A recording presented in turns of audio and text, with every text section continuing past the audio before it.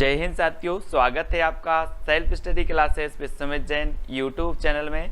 दोस्तों आज का वीडियो स्टार्ट हो चुका है और आज हम हिंदी में पढ़ने वाले हैं प्रयोगवाद की महत्वपूर्ण रचनाएं। ठीक है, इसके पहले हमने प्रगतिवाद को भी पढ़ लिया, ठीक है, छायावाद को भी पढ़ लिया। अब दोस्तों हम प्रयोगवाद के बारे में पढ़ेंगे। जिन भी साथियों ने अभी तक चैनल को सब्सक्राइब नहीं किया है वो चैनल को सब्सक्राइब कर लेना।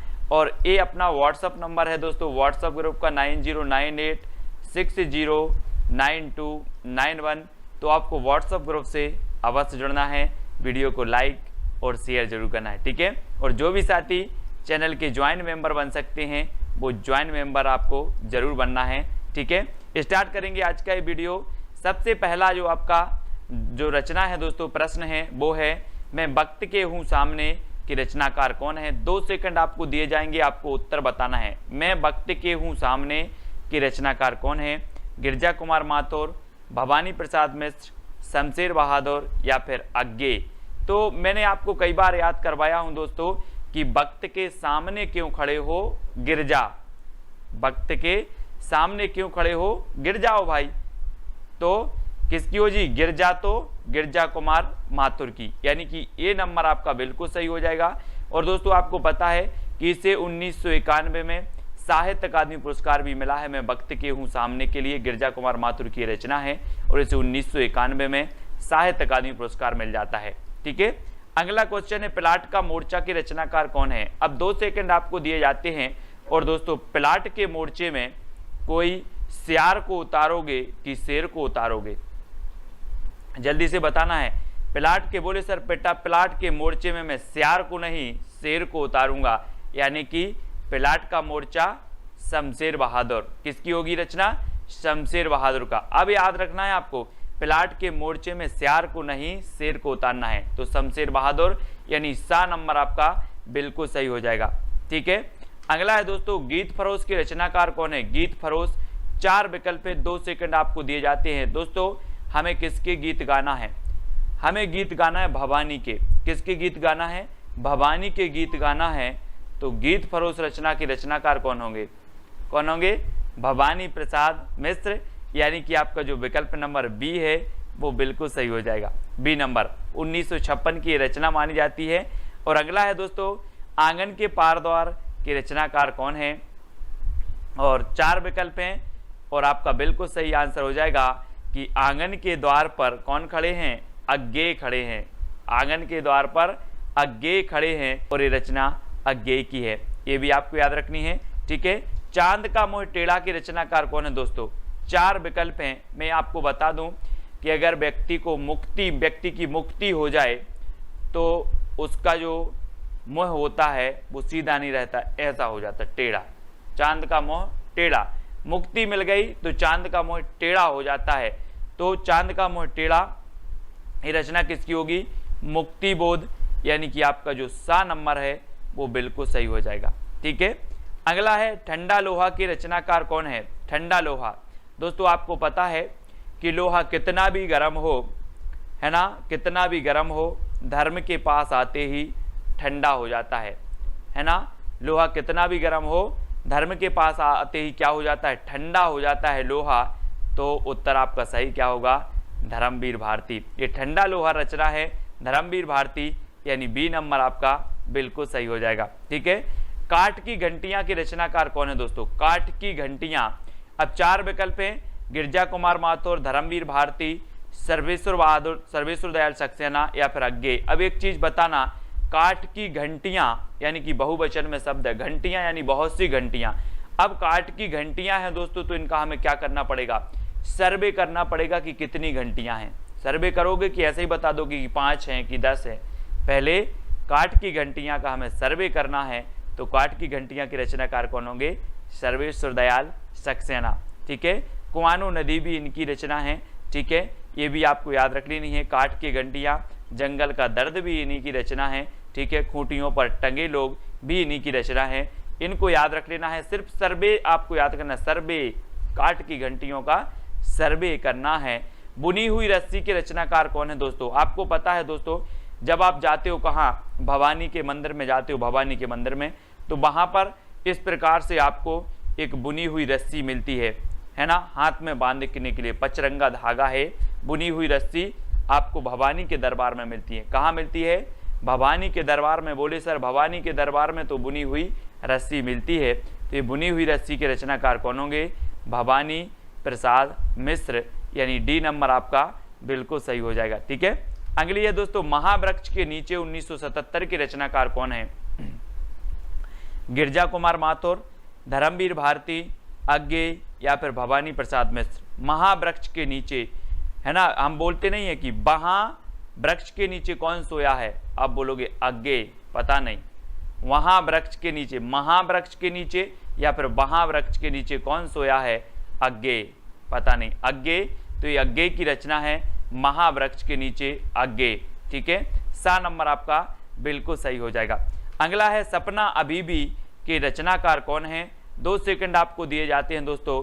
सपना अभी भी है काय का? धर्म करने का।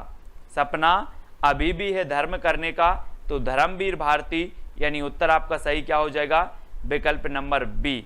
ठीक है, आपने पढ़ा होगा दोस्तों, गुनाहों का देवता, सपना अभी भी है, ठंडा लोहा, ये सारी रचनाएं धर्मवीर भारती की हैं, जिनको हमने ट्रैक से कई बार याद करवाया है। खूंटियों पर टंगे लोग, अब दोस्तों एक चीज बताना कि खूंटियों पर टंगे लोगों का हमें क्या करना पड़ेगा?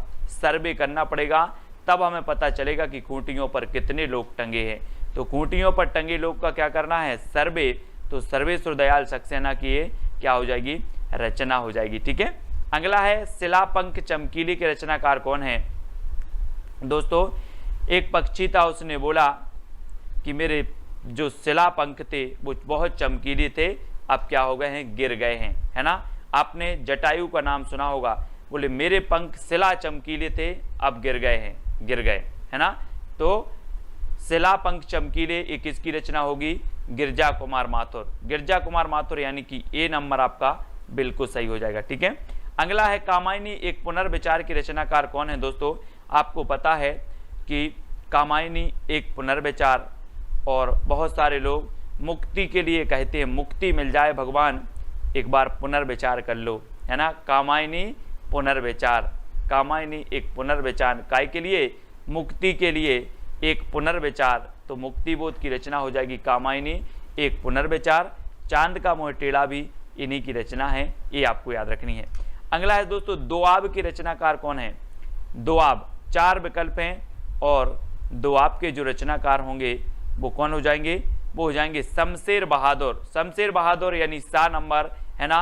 दोआब भी इन्हीं की रचना है, प्लाट का मोर्चा भी इन्हीं की रचना है, और शमशेर बहादुर को दोस्तों कवियों का कवि कहा जाता था। आपसे क्वेश्चन बनता है कवियों का कवि किसे कहा जाता था, तो आप बता देना शमशेर बहादुर को। ठीक है, खुशबू के शिलालेख के रचनाकार कौन है? दोस्तों खुशबू के शिलालेख, है ना, किसने देखे? भवानी ने देखे। खुशबू के शिलालेख भवानी ने देखे, तो खुशबू के शिलालेख के रचनाकार कौन होंगे? कौन हो जाएंगे? भवानी प्रसाद मिश्र। ठीक है, खुशबू के शिलालेख किसने देखे? भवानी ने, तो भवानी प्रसाद मिश्र खुशबू के शिलालेख। ठीक है, अगली रचना है दोस्तों भग्नदूत के रचनाकार कौन है? भग्नदूत, अगर मैं आपसे पूछूं कि कितने दूत भग गए? भग्नदूत, भग्नदूत यानी कि भगन तो भग गए, दूत भग गए, है ना। तो कितने दूत भग गए? तो आप बोलोगे सर अज्ञेय, पता नहीं कितने दूत भग गए, है ना। तो ये, है ना, ये हो जाएगी अज्ञेय की रचना भग्नदूत। ठीक है, अगला है भूरी भूरी खाक धूल की रचनाकार कौन है? दोस्तों आपको पता है कि जब व्यक्ति को मुक्ति मिल जाए तो उसकी ये जो भूरी भूरी भूरा भूरा शरीर है, ये सब खाक धूल में मिल जाता है। भूरा भूरा शरीर खाक धूल में मिल जाता है, जब मुक्ति मिल जाए तो ये भूरी भूरी खाक धूल रचना के रचनाकार कौन होंगे? कौन हो जाएंगे? मुक्ति, क्योंकि मुक्ति मिल जाए तो भूरी भूरी खाक धूल, है ना। अगला है दोस्तों धूप के धान की रचनाकार कौन है? और धूप के धान आपको पता है दोस्तों, आप अगर गांव में रहते हैं तो धान अगर अच्छी बारिश हो जाए और मिट्टी बहुत ऐसी हो जाती, बहुत पानी हो जाता है मिट्टी में, तो धान गिर जाती है। धान क्या हो जाती है? गिर जाती है। तो धूप के धान, धान बोले सर गिर जाती है, तो गिरजा कुमार माथुर। गिरजा कुमार माथुर यानी कि ए नंबर आपका बिल्कुल सही होगा। ठीक है, अगला है जंगल का दर्द की रचनाकार कौन है? अब दोस्तों एक बात बताना, जंगल में बहुत सारे पौधे हैं और जंगल का दर्द आपको कैसे पता चलेगा? कैसे चलेगा? जब आप क्या करोगे? सर्वे करोगे। बोले सर जब हम सर्वे करने जाएंगे जंगल का दर्द क्या क्या है ना, तभी हमें जंगल का दर्द पता चलेगा। तो जंगल का दर्द की रचनाकार कौन है? सर्वेश्वर दयाल सक्सेना। और सा नंबर आपका बिल्कुल सही हो जाता है, सा नंबर, है ना। जंगल का दर्द सर्वे करना है, जंगल के दर्द का क्या करना है? सर्वे। तो सर्वेश्वर दयाल सक्सेना। कितनी नाव में कितनी बार की रचनाकार कौन है दोस्तों? अब आप बोलोगे सर मैं कितनी नाव में कितनी बार बैठा, सब अज्ञेय है। क्या है? अज्ञेय। कितनी नाव में कितनी बार? अज्ञेय।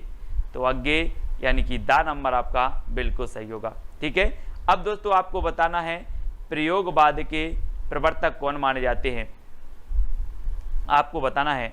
ये दोस्तों इसी रचना के लिए मिला है इनको ज्ञानपीठ पुरस्कार, कितनी नाव में कितनी बार के लिए, है ना।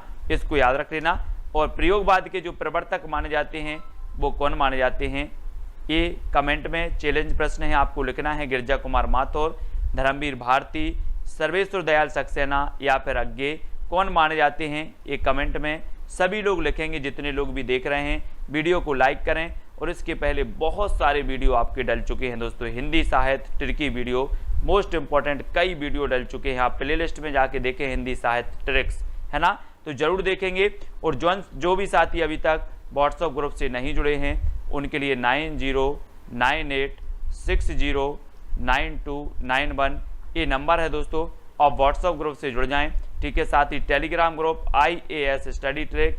और दोस्तों वीडियो को लाइक और शेयर अवश्य करें। आज की वीडियो के लिए बस इतना ही। जय हिंद।